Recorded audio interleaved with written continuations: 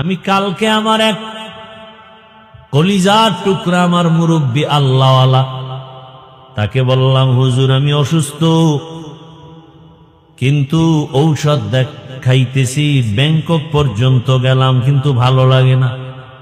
বলে কেন?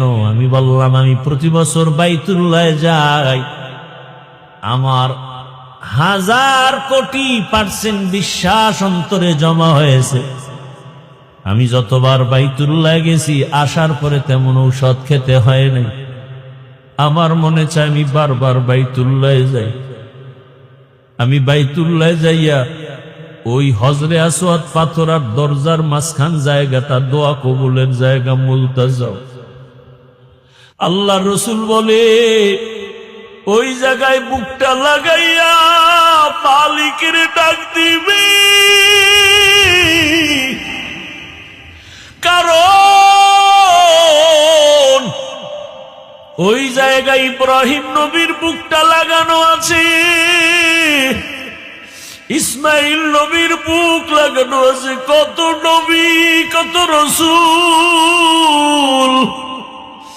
আল্লাহর কত প্রিয় বান্দার বুকে চাপ লাগানো ওখানে। ওই বাইতুল্লাহর দরজা আর হজরে আসওয়াদ পাথরের মাঝখান জায়গায় বুকটা লাগা ডাক দিবি, ও দয়ার মালিক, আমারে এমন রোগে পাইছে যার ঔষধ নাই, তুমি মুক্তি করে দাও। আমি খোদার কসম করে বলি, এই 2-3 বছর আমি বাইতুল্লাহ যাইয়া আসি, আমার ঔষধ খাওয়া লাগে না, তেমন অসুস্থ হই না। কিন্তু আমার মনে চায় আমি ব্যাংকক পর্যন্ত ঘুরেছি, আর জীবনে কোথাও ডাক্তার দেখাইতে যাব না। হুজুর আপনি একটু দোয়া করে দেন, আমি যেন হাজিরা দিতে গিয়া প্রত্যেকবার আমার মাওলার ঘরে গিয়া হাজিরা দিয়া বলতে পারি, লাব্বাইক আল্লাহুম্মা লাব্বাইক, লাব্বাইক লা শারীকা লাক লাব্বাইক, ইন্নাল হামদা ওয়ান নি'মাতা লাক ওয়াল মুলক লা শারীকা লাক। ও বান্দরবন জেলার টাকাওয়ালা, ও ধনী ব্যবসায়ী বাবারা, চাকরিজীবীরা, কিসের টাকার ধান্দায় পড়ে আছো?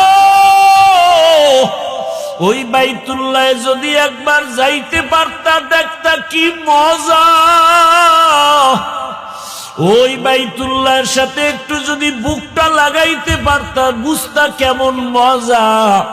এখন তোমাকে বুঝানো যায় না, টাকা আছে, কত গরিবরা কাঁদে বাইতুল্লাহ যাবে, টাকার অভাবে যেতে পারে না। আর আল্লাহ তোমাকে কত টাকা দিয়েছেন,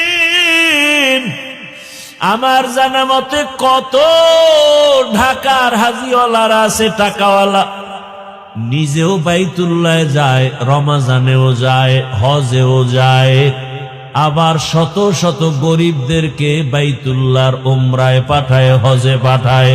আছে না নাই? ও যুবক, তুমি ভাবতেছো তোমার টাকা নাই, কেমনে যাইবা? 5 বেলার নামাজ পড়ে একটু মাওলারে বলতে থাকো, ও আল্লাহ তুমি বাইতুল্লাহ না দেখাইয়া মরণ দিও না। আল্লাহর কসম টাকা লাগবে না, বিনা টাকায় বাইতুল্লাহ পৌঁছতে পারবা।